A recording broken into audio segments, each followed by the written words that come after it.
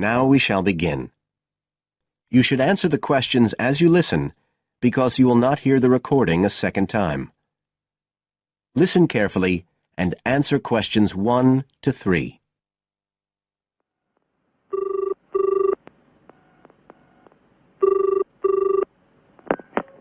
Hello? Ralph, it's Paula. Hi. You know I told you we could apply to the local council for money for our drama club? I've got the application form here, but we need to get it back to them by the end of the week. I could send it on to you. You really ought to fill it in as president of the club, but I don't know if it'll get to you in time. Well, you're the secretary, so I expect it's okay if you fill it in. Yeah, but I'd really like to check it together. Right, that's fine. Like, the first part asks for the main contact person. Can I put you there? Sure. Right, so that's Ralph Pearson. Oh, and then I need your contact address. So that's 203 South Road, isn't it? No, 2:30. Oh, sorry, I always get that wrong. Then it's Drayton. Oh, do you think they need a postcode? Better put it, it's DR6 8AB. Okay. Telephone number. That's 01453 586 098, isn't it? Yes. Right. Now, in the next part of the form, I have to give information about our group. So, name of group, that's easy. We're the Community Youth Theatre Group. But then I have to describe it. So, what sort of information do you think they want? Well, they need to know we're amateurs, not professional actors. And how many members we've got.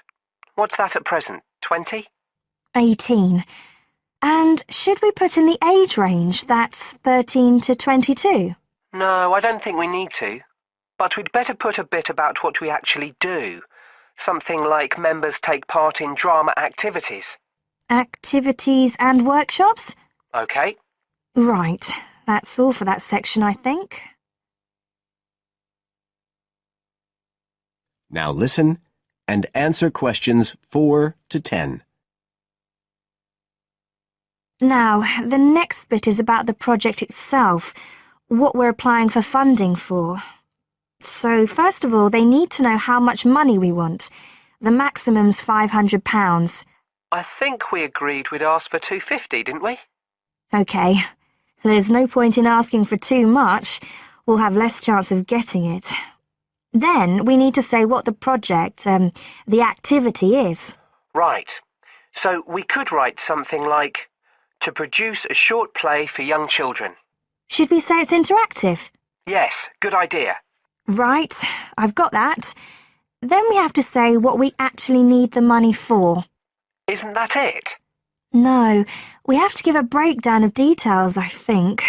Well, there's the scenery. But we're making that. We need to buy the materials, though. Oh, OK. Then there's the costumes. Right.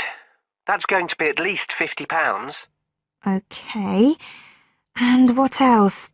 Oh, I just found out we have to have insurance. I don't think it'll cost much, but we need to get it organised. Yes, I'd forgotten about that. And we could be breaking the law if we don't have it. Good thing we've already got curtains in the hall. At least we don't have to worry about that. We'll need some money for publicity. Otherwise, no one will know what we're doing. And then a bit of money for unexpected things that come up. Just put sundries at the end of the list. OK, fine. Now, the next thing they want to know is if they give us the grant, how they'll be credited. What do they mean, credited? I think they mean how we'll let the public know that they funded us. They want people to know they've supported us. It looks good for them. Well, we could say we'd announce it at the end of the play. We could make a speech or something. They might prefer to see something in writing. We'll be giving the audience a programme, won't we? So we could put an acknowledgement in that? Yeah, that's a better idea. OK, and the last thing they want to know is if we've approached any other organisations for funding and what the outcome was. Well, only National Youth Services. and they said that at present funds were not available for arts projects. Right, I'll put that. And then I think that's it. I'll get that in the post straight away. I really hope we get the money. I think we've got a pretty good chance. Hope so anyway. Thanks for doing all this, Paula. That's okay. See you soon. Bye. Bye.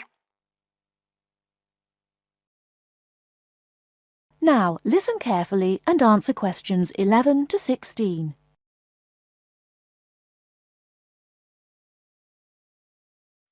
Excuse me, I want to ask you about the charges for meals. Are they the same as they were last year? No, I'm afraid they're not. We've managed to keep most of them the same, but we've had to increase the charge for breakfast. How much is it now? It's $2.50. It used to be $2. I see. What about lunch? It's unchanged, still $3. Does dinner still cost $3? Yes, it does. We've managed to keep the prices down this year, but the best deal is the 3-meal plan for $48 per week. We give you vouchers to present when you come into the cafeteria, and you get 21 meals for your $48. That works out to a little more than $2 a meal. The 2-meal plan is also at last year's rates of $36 per week. We give you vouchers for that too. My sister was in this hostel before me. I'm sure the hours for breakfast used to be longer. Yes, they were. They used to be 7 to 9:30, but to keep our expenses down, we made them 7 to 9. Lunch is the way it was, though. Hold on, dinner, 6 to 7:30, isn't that a change?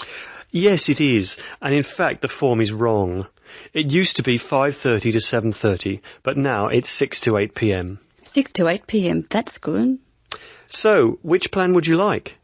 I'd like to think about it, please. I need to check my lecture schedule. Now listen and answer questions 17 to 20. Can you tell me how to get to my room, please? Of course. You're in the new wing, which is very freshly painted and pleasant. But I'm afraid you're going to have to go to a couple of other offices before you can have the key. You're in the admissions office now. Leave this office and turn right and go to the end of the hall. The last office is the fees office, where you can pay the balance of your room deposit. They'll give you a receipt. Okay. After you've been to the fees office, come back past admissions. You'll see a very large room at the northwestern corner of the building. You can't miss it. That's the student lounge, and if you go in there, you can meet some of the other students and see who'll have a room near you. That's good. Can I get a cup of coffee there? Yes, there's a vending machine in the corner. Then go to the key room, which is opposite the lift and next to the library. Show them your receipt, and you can pick up your key there. My luggage was sent on ahead. Do you know where I should collect it? The box room is next to the women's toilet. You'll have to get the key from the key room. Thank you. Now, listen carefully and answer questions 21 to 24. Good evening and welcome to the Minor Hotel. We are pleased to have you as our guest. I will give you a brief information session to tell you everything you need to know to make this a pleasant stay. The Minor Hotel was built in the 1850s, during the Gold Rush period, also nicknaming our state the Golden State. People from all over the country and even from other countries came to seek their fortune here in these hills, creating cities overnight. In this city, many Gold Rush hotels soon opened up. This particular hotel was built in 1851, but was destroyed during an earthquake. It was rebuilt in 1995 to recreate the feel of the Gold Rush, complete with articles and actual photographs from during the 1850s. Our hotel is divided into 2 buildings, one called the Gold Tower and the other is named the Fortune Tower. You will be staying in the Fortune Tower on the 25th floor, complete with great views of the city. Your room is the best room in the hotel, complete with private living room and hot tub. Here is your room card. On the card it will say FT, meaning Fortune Tower. On the bottom of the card it will say 2515. The 25 stands for the 25th floor, and the 15 stands for the 15th room on that particular floor. Now listen and answer questions 25 to 30. There are emergency exits in both towers of the hotel. They are located on the south side, opposite the elevators. Please use these in case of a fire or other emergency. We have some special events happening this week. Our Miners Diner is offering a special Miners Buffet dinner this Friday and Saturday for only $20 per person. This special includes all food, not including drinks and alcohol, and shows for the night. The buffet will be available from 5 to midnight. Because of the historical significance of our hotel, there are some special rules. The first rule is that there is no smoking allowed anywhere in the building, not even in your own room. This is not only to ensure the safety and health of our guests, but also the furniture and pictures can be easily damaged by smoke and other harsh treatment. Please remember that there are items of furniture over 100 years old here, so respect the rules by not smoking. Secondly, please do not take pictures using a flash of any of the drawings and paintings in the rooms or hallways, as they are old and fragile. We are doing our best to preserve a national treasure, so please help us in doing so. Lastly, you will only have one set of towels and bed sheets per 3 days. This is to conserve the water supply, as there are frequent droughts this high up in the hills. If there are any further questions, the staff of the hotel will be available to answer your questions. In the event that no one is able to answer your questions, I will also be available from 8 a.m. to 5 p.m. each day in the concierge. I hope you enjoy your stay here with us. Thank you very much. Now listen carefully and answer questions 31 to 40. Today in our History Series lectures, Professor Smith is going to introduce the history of human civilization. Welcome, Professor Smith. Good afternoon, ladies and gentlemen. Do you know when human civilization originated? And what's the development of human language?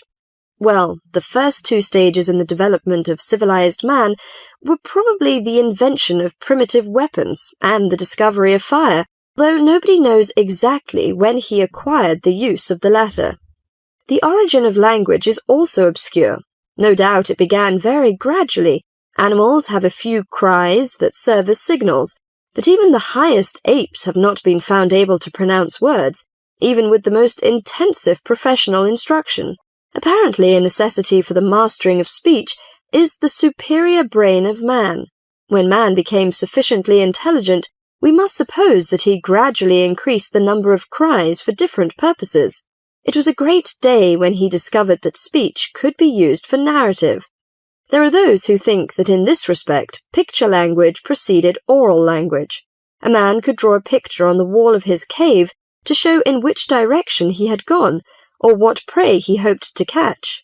Probably picture language and oral language developed side by side. I'm inclined to think that language has been the most important single factor in the development of man. 2 important stages came not so long before the dawn of written history. The first was the domestication of animals. The second was agriculture. Agriculture was a step in human progress to which, subsequently, there was nothing comparable until our own machine age.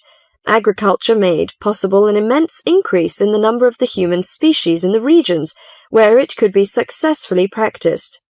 These were, at first, only those in which nature fertilized the soil after each harvest. Agriculture met with violent resistance from the pastoral nomads, but the agricultural way of life prevailed in the end because of the physical comforts it provided.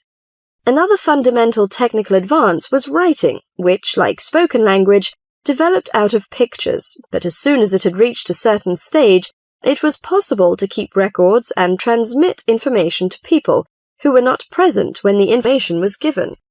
These inventions and discoveries, fire, speech, weapons, domestic animals, agriculture, and writing, made the existence of civilized communities possible.